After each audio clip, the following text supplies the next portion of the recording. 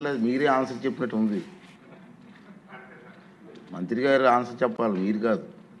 మీరు డైరెక్ట్గా 1 or 2 questions చేస్తే దానికి ఆన్సర్ ఇస్తారు.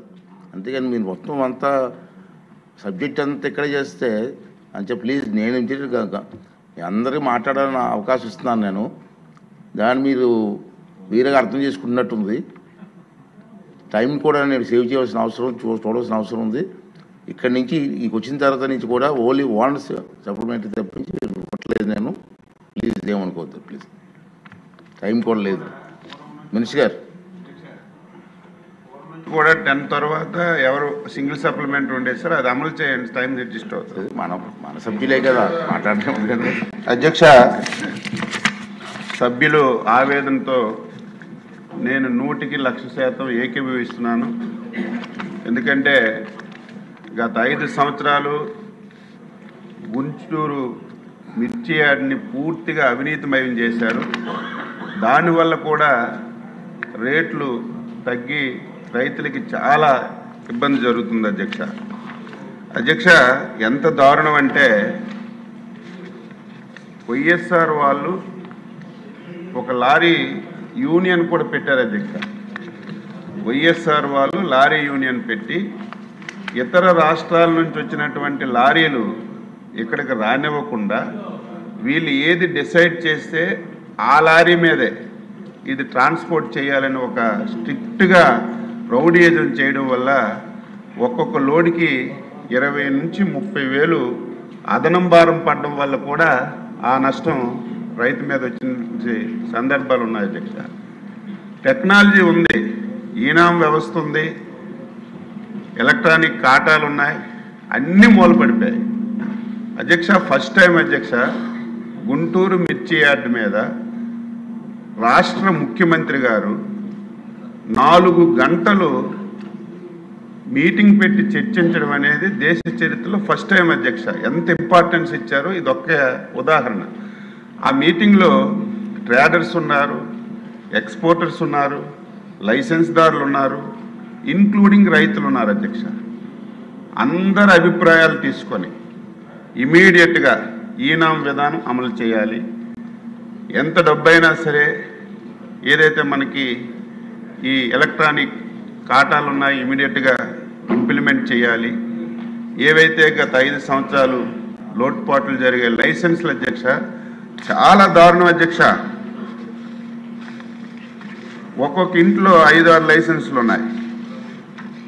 ఆ లైసెన్సులు కూడా ఇష్టం ఉన్న వాళ్ళకి రెన్యువల్ చేయడం, ఇష్టం లేని వాళ్ళకి రెన్యువల్ చేయకపోవడం, జీరో బిజినెస్ అని చెప్పి కనీసం ట్యాక్స్ కూడా కట్టకపోవడం, ఇవన్నీ వాస్తవాలు. అధ్యక్ష, ఇవన్నీ నా దృష్టికి వచ్చిన తర్వాత నేను ఇమీడియట్గా విజిలెన్స్ ఎంక్వైరీ వేశాను. అధ్యక్ష, విజిలెన్స్ ఎంక్వైరీ మొన్ననే మాకు వచ్చింది. ఇదంతా స్టడీ చేస్తున్నాను. ఇందులో గతంలో పనిచేసినటువంటి మిర్చి యార్డ్ చైర్మన్స్ ఒకరిద్దరు ఉన్నారు. ఆ రోజు పనిచేసినటువంటి సెక్రటరీ కూడా ఇంక్లూడ్ అయ్యాడు. అధ్యక్ష, ప్రతిది కూడా కమిషనర్ గారి దృష్టిలో పెట్టి చేయాలి. అధ్యక్ష, కానీ గత 5 సంవత్సరాలు చైర్మన్స్ సెక్రటరీస్ కలిసి మొత్తం నడుపుకున్నారు, కమిషనర్ గారి దృష్టిలో కూడా పెట్టకుండా. దీనివల్ల చాలా ఇబ్బంది జరిగింది.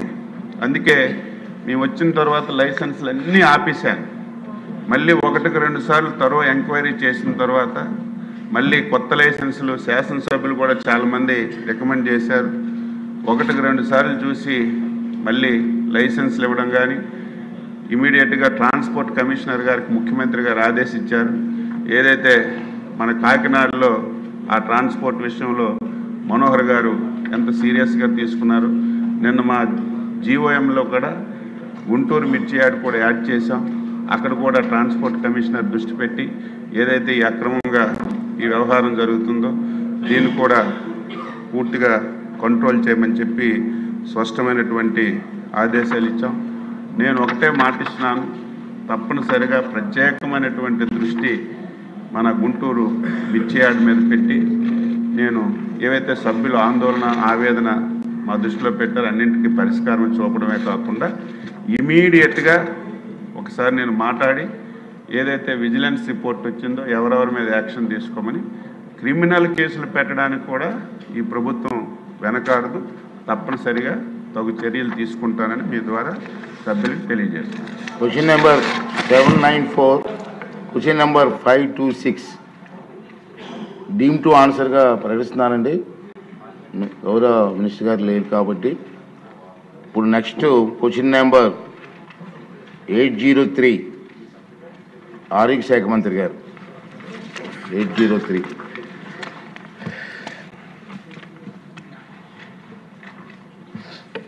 ధన్యవాదాలు అధ్యక్ష. గౌరవ సభ్యులు అడిగిన మొదటి రెండో ప్రశ్నకి సమాధానం లేదండి. ప్రభుత్వ వైద్య కళాశాలలకు అనుబంధంగా ఉన్న 16 ప్రభుత్వ జనరల్ ఆసుపత్రుల్లో కిడ్నీ, న్యూరో, బోన్, ఆంకాలజీ సమస్యలకు సూపర్ స్పెషాలిటీ సేవలను అందించడం అవుతోంది. 11 పాత వైద్య కళాశాలలో గుండె సంబంధిత సూపర్ స్పెషాలిటీ సేవలు అందుబాటులో ఉన్నాయి. అదనంగా ప్రైవేట్ ఆసుపత్రులు కూడా సూపర్ స్పెషాలిటీ సేవలను అందించడం అవుతుంది. ప్రశ్న 3, 4కు సమాధానం కర్నూలులోని జీజీహెచ్లో సదరు 11 సేవలను ఇప్పటికే అందించడం అవుతున్నది. అవి cardiology, CT surgery, neurology, neuro surgery, nephrology, urology, endocrinology, medical gastroenterology, surgical gastroenterology, paediatric surgery, plastic surgery, radiation therapy, surgical oncology మరియు మెడికల్ ఆంకాలజీ. ధన్యవాదాలు. ఆర్సాద్ గారు, సార్ ఇది ఇంపార్టెంట్ క్వశ్చన్. 1 or 2% మాట్లాడతారు అని చేత మీరు సూటిగా అడగండి. అలాగే ఎక్స్ప్లెయిన్ చేసుకుంటే అడుగు. ఎక్స్ప్లెయిన్ కాదు. లేదు సార్, తక్కువ సమయంలో పూర్తి చేస్తాను అధ్యక్ష. రాష్ట్రంలో పేద మధ్య తరగతి వారికి సూపర్ స్పెషాలిటీ వైద్యం అందుబాటులో లేదు అన్న విషయం మనకందరికీ తెలుసు. ఒకప్పుడు గుండె ఆపరేషన్లు, గుండె స్టంట్లు, కిడ్నీ ఫెయిల్ అయింది, క్యాన్సర్ వచ్చింది, లివర్ పాడైంది, ఓ పేషెంట్ ఐసీయూలో ఉన్నాడు, వెంటిలేటర్ మీద ఉన్నాడు, యాక్సిడెంట్లు వచ్చి దెబ్బలు తగిలిన, ఇవన్నీ కూడా అరుదుగా కనిపించేవి అధ్యక్ష. కానీ ఇప్పుడు సర్వసాధారణంగా ప్రతి కుటుంబంలో కనిపిస్తా ఉంది.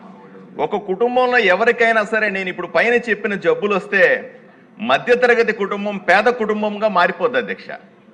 పేదవాళ్ళు ఇంక చెప్పనక్కర్లేదు, జీవితకాలం కూడబెట్టుకున్న డబ్బులంతా పోతాయి.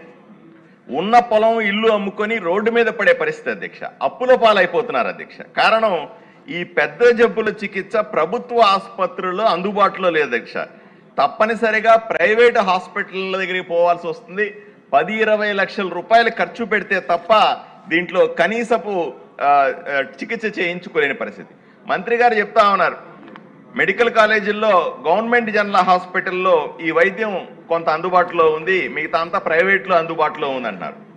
అధ్యక్ష, ఈ జబ్బులు ఏ స్థాయిలో ఉన్నాయో కూడా మనం అర్థం చేసుకోవాలి అధ్యక్ష. అరుదుగా వచ్చే జబ్బులు కాదు అధ్యక్ష. ఇప్పుడు గుండె జబ్బులు అన్నవి సుమారుగా 100 మందిలో 15 మందికి గుండె ఆపరేషన్ చేయాల్సిన అవసరమో, స్టంట్ వేయాల్సిన అవసరమో వస్తూ ఉంది. కిడ్నీ ఫెయిల్యూర్ అనేది ఈ మధ్య కాలంలో పెరిగి 100 మందిలో 10 మందికి కిడ్నీ ఫెయిల్ అయిపోతున్నాయి అధ్యక్ష. క్యాన్సర్ అన్నది 5% పెరిగిపోయింది. అడ్మిషన్ ఎవరైతే హాస్పిటల్లో అడ్మిట్ అవుతున్నారో వాళ్ళు 10% మంది ఐసీయూల్లో ఉంటున్నారు. 5% మందికి వెంటిలేటర్ అవసరం ఉంటుంది అధ్యక్ష.